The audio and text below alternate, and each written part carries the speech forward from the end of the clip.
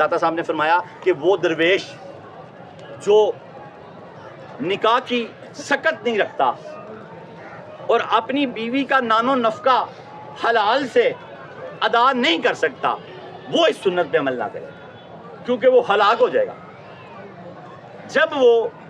صرف یہی کہے کہ نکاح سنت ہے، نکاح سنت ہے، اور نکاح کر لے، پیسہ اس کے پاس ہو کوئی نہ وہ حق مہر دے سکتا ہو، حق مہر فرض ہے،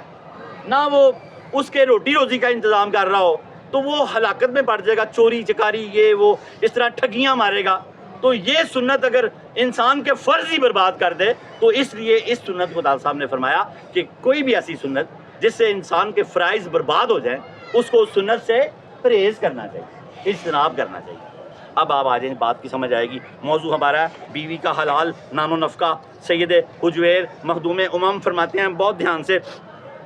جب کوئی درویش، ہمیں آپ نے درویش کا یا وہ جو درویش خانقاہی نظام میں ہوتے تھے، پرانی بات ہے نا، تو وہ دین کا علم سیکھتے تھے، دین کے لیے وقف کیے ہوتے تھے، تو وہ نکاح کب کریں، یا ہم بھی جب نکاح کریں تو ہم اس قابل ہو جائیں تو ہم نکاح کریں۔ داتا صاحب ہمیں یہ فرمانا چاہ رہے ہیں کہ ایک سنت ادا کرتے کرتے اپنا دین ہی نہ تم، یعنی کہ فرائض ہی نہ سارے غافل ہو جانا۔ تو اس وہاں احتیاط انہوں نے دی ہے، یہ نہیں سنت کی مخالفت نہیں کی، کوئی یہ نہ سمجھے کہ داتا صاحب سنت کی مخالفت کر رہے ہیں۔ اب آپ کو بات کی سمجھ آئے گی۔ کوئی درویش کسی خاتون کے ساتھ شادی کرنا چاہتا ہے تو اسے چاہیے سب سے پہلے اس عورت کا مہر اور خرچ وغیرہ کو حلال رزق سے مہیا کرے، کہ کر لے گا کہ نہیں، اگر کر لے گا تو پھر شادی کرے۔ اچھا، اور جب تک اللہ تعالیٰ کے حقوق اور اس کے یعنی اللہ تعالیٰ کے احکام کو ادا نہیں کرتا اس وقت تک نفس کی لذت میں غرق نہ ہو۔ 500 نمازیں پوری اور آدھو وظائف پورے، پھر جا کے بیوی سے مل سکتا ہے۔ یہ نہ کہ بیوی آ گئی تو نمازاں بھی گئیاں تے روزے بھی گئے تو سب گیا۔ داتا صاحب ہمیں یہ سمجھانا چاہ رہے ہیں کہ فرمایا جب تک اللہ تعالیٰ کے حقوق اور اس کے احکام کو ادا نہیں کرتا اس وقت تک نفس کی لذت میں غرق نہ ہو، نیز اپنے معمولات اور وظائف کو ادا کر لینے کے بعد عورت کے ساتھ جا کے ملے، یعنی ہم بستری کرے، اور اپنے ذہن میں موجودہ حرص اور لالچ کو ختم کر دے، یعنی کہ جو عورتوں کی لالچ ہمارے ذہنوں میں رہتی ہے یہ وہ، اس لیے اپنی بیوی سے ملے۔ داتا صاحب فرما رہے ہیں کہ وہ لالچ، وہ حرص ختم ہو جائے، یہ نیت رکھ کے ملے، ختم ہو جائے، ختم کر دے، اور اللہ تعالیٰ کی بارگاہ میں یہ دعا کرے۔ آج کے بعد آپ نے کیا دعا کرنی ہے اللہ تعالیٰ کی بارگاہ میں؟ اے میرے معبود، دنیا کو آباد کرنے کے لیے تو نے انسان کی سرشت میں شہوت کا جذبہ پیدا کیا۔ دنیا کو آباد کرنے کے لیے اللہ نے انسان کے وجود میں شہوت رکھی کہ وہ شادی کرے، مجبور ہوتا تو کرتا نا، ورنہ تو کل ہی مرغ پلا کھانا بیٹھے جنجال پورے نو کیوں پالے، لیکن وہ اس میں اللہ نے رکھ دی ہے، اس کو کرنی پڑے گی۔ اور جو نیک لوگ ہیں وہ شادیاں کرتے ہیں اور بوجھ برداشت کرتے ہیں اور درجے پاتے ہیں، اور گناہ گار جو ہیں وہ ایسے منہ شو کالے کر کے تو اپنے آپ کو برباد کر لیتے ہیں۔ یہ بھی لوگوں نے رستہ نکالا کہ جنجال پورے میں نہ پڑے، تو اس طرح اگر نیک رہ کے جنجال پورے میں نہ پڑے تو پھر وہ اس کو مجرد کہتے ہیں، اس کا پھر مقام و مرتبہ بڑا۔ داتا صاحب مجرد رہے یہاں پر آ کے،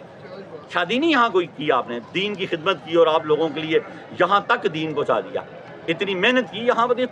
کفرستان تھا، یہ سارا کفرستان تھا۔ اور اپنے ذہن میں اے میرے معبود، دنیا آباد کرنے کے لیے تو نے انسان کی سرشت میں شہوت کا جذبہ پیدا کیا ہے، پھر تو نے اپنے علم کے مطابق چاہا یہ مجھے ساتھ حاصل ہو جائے۔ یا اللہ تو نے میری شادی اب کر دی ہے، تو نے تو اے میرے پروردگار صحبت کے اس عمل کو میرے لیے 2 باتوں کا موجب بنا۔ اب جو شادی کریں گے یا جنہوں نے کر لی ہوئی ہے وہ اب نیت کر لیں کہ یہ جو میرے ساتھ معاملہ ہے اللہ پاک ان معاملے کو 2 باتوں کا موجب بنا، میرے لیے وجہ بن جائے۔ ایک یہ کہ میں حلال فعل کے ذریعے حرام کے ارتکاب سے محفوظ رہوں، بیوی کے ہوتے ہوئے زنا نہ کر لوں، پھر تو سزا بہت سخت ہے نا، سنسار کر دیا جائے پتھر مار کے، گوارا کرے تو 80 کوڑے یا 100 کوڑا، تو وہ بیوی کے ہوتے ہوئے میں بدکاری کا ارتکاب نہ کروں اور حلال فعل کے ذریعے حرام کے ارتکاب سے محفوظ رہوں۔ یہ نیت ہو شادی کرنے کے لیے کہ میں جو شادی کرنے لگا ہوں میری نیت یہ ہو کہ میں حرام سے محفوظ رہوں، اور دوسرا یہ کہ اس عمل کے نتیجے میں مجھے ایسا فرزند عطا فرما جو تیرا ولی اور پسندیدہ ہو۔ مانگ لو دعائیں جو ہیں وہ بھی ولی بن جائیں گے، اور اگر کسی کے ہونے والے ہیں تو اللہ ان کو بھی ولی بنا دے گا۔ یہ دعا داتا صاحب کی ہے کہ دوسری نیت کیا یہ ہو، پہلی نیت یہ ہو کہ شادی کے ذریعے نکاح کے ذریعے حرام سے بچ جاؤں، اور دوسری نیت یہ ہو جو فرزند ہو اللہ تیرا ولی اور پسندیدہ ہو۔ اور پسندیدہ ہو ایسا فرزند عطا نہ کرنا جو میرے دل کو تیری طرف سے ہٹا کر اپنی ذات کی طرف مشغول کر دے۔